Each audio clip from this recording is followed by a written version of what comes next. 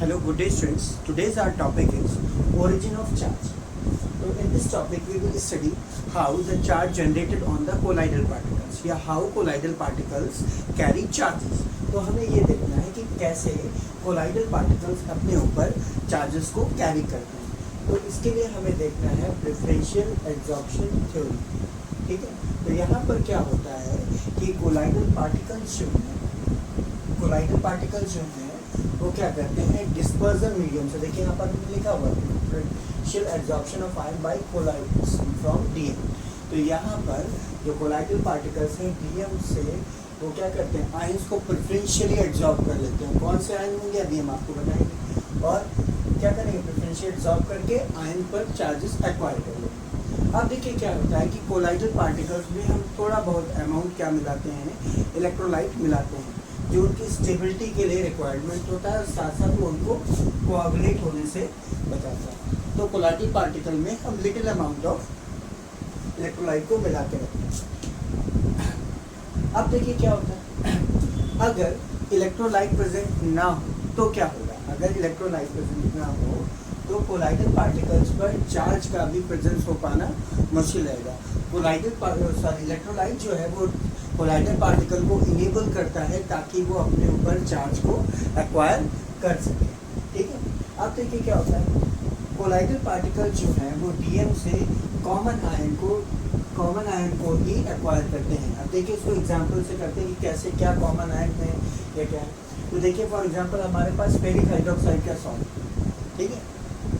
तो यहाँ पर हमने ये दिया हुआ है जो हमारा कोलाइडल पार्टिकल है Fe2O3.X2. ठीक है. Ferric oxide hydrated ferric oxide है जो फाइनली क्या बना देता है फेरिक हाइड्रोक्साइड बना देता है. इसको अभी हम ऐसे ही लिखेंगे. तो फेरिक हाइड्रोक्साइड और इसमें इलेक्ट्रोलाइट हम मिलाते हैं क्या FeCl. तो अगर सॉल्ट हमारा है फेरिक हाइड्रोक्साइड.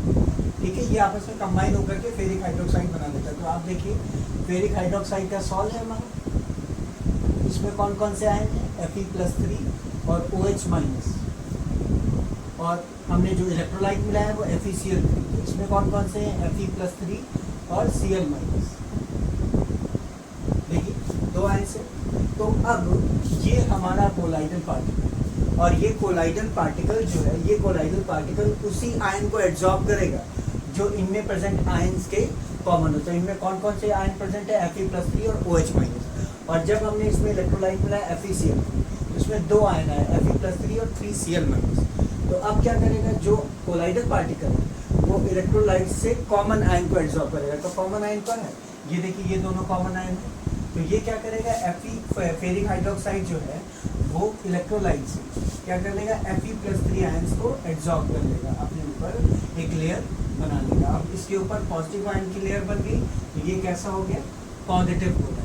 ये कैसा हो गया पॉजिटिव. ठीक. तो यही पे हमने लिखा था कि colloidal particle preferentially absorb common ion from DM and acquire charges. ठीक है. बाकी जो बचा Cl- वो नीचे डीएम में इक्वली डिस्ट्रीब्यूट हो जाता है यानी डिस्पर्जन मीडियम में इक्वली डिस्ट्रीब्यूट हो जाता है. अगर ये लेयर पॉजिटिव आयन की अगर एब्जॉर्ब हो रहा है तो इलेक्ट्रोलाइट होगा पॉजिटिवली चार्ज कोलाइडल पार्टिकल होगा पॉजिटिवली चार्ज. अगर ये निगेटिव आयन का लेयर एब्जॉर्ब हो रहा है तो इलेक्ट्रोलाइट होगा निगेटिवली चार्ज. ठीक है. एक दूसरा एग्जांपल देख लेते हैं. देखिए आर्सेनियस सल्फाइड. ठीक. तो इसमें हमने इलेक्ट्रोलाइट मिलाते हैं H2S. तो आर्सेनियस में कौन कौन से चार्जेस होंगे.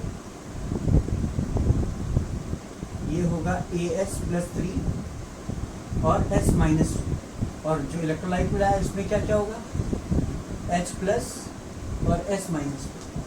तो आप क्या बताया था कि हमने कहा था कोलाइडल पार्टिकल जो है वो इलेक्ट्रोलाइट से कॉमन आयन को क्या करते हैं एब्जॉर्ब करते हैं. तो यहाँ पर S- और S- देखिए कॉमन. तो अब क्या हो जाएगा यहाँ पर चारों तरफ S- आयन जो वो एब्जॉर्ब हो जाएंगे. और अगर S- आयन एब्जॉर्ब हो रहा है तो यानी निगेटिव आयन एब्जॉर्ब हो रहा है. तो ये कैसा कोलाइड होगा निगेटिव होगा. ये कैसा होगा निगेटिव होगा. तो आई होप आपको ये चीज़ें समझ में आ गई होंगी कि यानी जो कोलाइडल पार्टिकल्स होते हैं उनमें क्या होता है कि कोलाइडल पार्टिकल्स इलेक्ट्रोलाइट में प्रेजेंट कॉमन आयन को एब्जॉर्ब करके अपने ऊपर एक लेयर बना देते हैं. ठीक है। तो ये हो गया पॉजिटिव आयन और ये हो गया नेगेटिव आयन। कुछ ऐसे भी है जैसे सिल्वर आयोडाइड ले लेगा, तो ये पॉजिटिव और नेगेटिव दोनों बनाते हैं। तो देखिए AgI का कोलाइडल पार्टिकल वगैरह भी ले लिया, और अगर AgI में अगर हम क्या करें, पोटेशियम आयोडाइड मिला है, पोटेशियम आयोडाइड,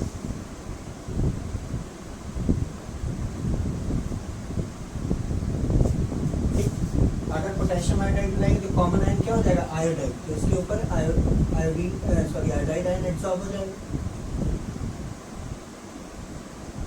ठीक, और अगर हम इलेक्ट्रोलाइट क्या ले लें, AgNO3 ले लें, तो इसके ऊपर Ag प्लस आयन एब्सॉर्ब हो जाएगा।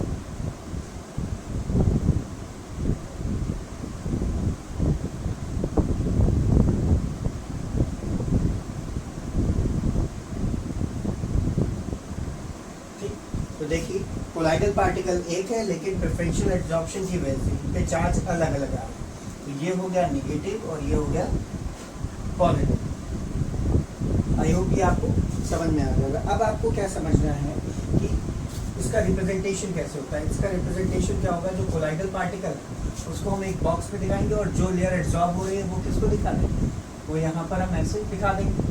और साथ साथ एक लाइन ड्रॉ करके हम क्या करते हैं, बाकी जो रह गया FeCl 3Cl माइनस भी जो DM है उसको हम यहाँ पर दिखा देंगे। जो पहली लेयर होती है, जो फिक्स लेयर होती है, वो किसकी होती है, इसे हम क्या कहते हैं, जो पहली लेयर होती है जिसमें आयन एब्जॉर्ब हो गया करके, उससे हम क्या कहते हैं, फिक्स लेयर कहते हैं। जब ये फिक्स लेयर फॉर्म हो जाएगी तो क्या कहते हैं, DM से जो रिमेनिंग आयन है वो आकर के एब्जॉर्ब हो जाएंगे, और इसको हम क्या कहेंगे, डिस्फ्यूज लेयर देंगे। फिक्स लेयर में आयन फिक्स रहते हैं, परफेक्टली एब्जॉर्ब रहेंगे कोलाइडल पार्टिकल पे, इसलिए फिक्स लेयर कहते हैं। डिफ्यूज लेयर में आयन, मोबाइल आयन इस पॉजिटिव चार्ज वाले पर आकर के एक्वायर कर जाएंगे, तो इसीलिए इसे हम क्या कहते हैं, डिफ्यूज लेयर कहते हैं। दोनों अपोजिटली चार्ज लेयर है, तो अपोजिटली चार्ज लेयर है, तो उस केस में क्या होता है, देखिए दोनों पर चार्जेस सेम, +3 है और -3, ठीक है। तो इनके बीच में एक पोटेंशियल डिफरेंस जनरेट हो जाता है, सेम और अपोजिट चार्जेस होने की वजह से इनके बीच में, एक मिनट चाहिए, एक पॉइंट हम भूल गए।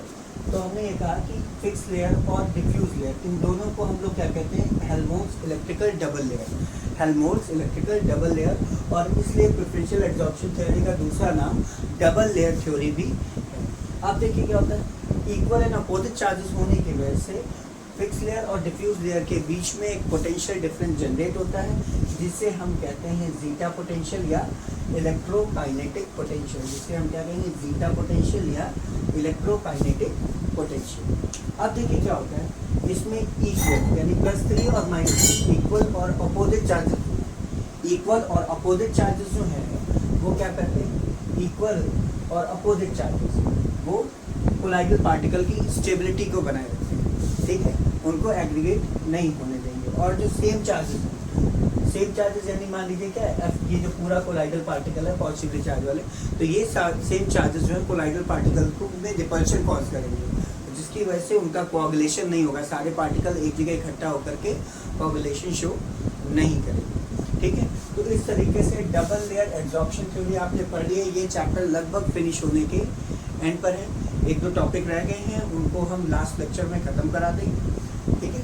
तो that's it for today. I hope आज का लेक्चर आपको प्रॉपरली समझ में आ गया होगा, है ना। Okay, thank you, have a nice day students.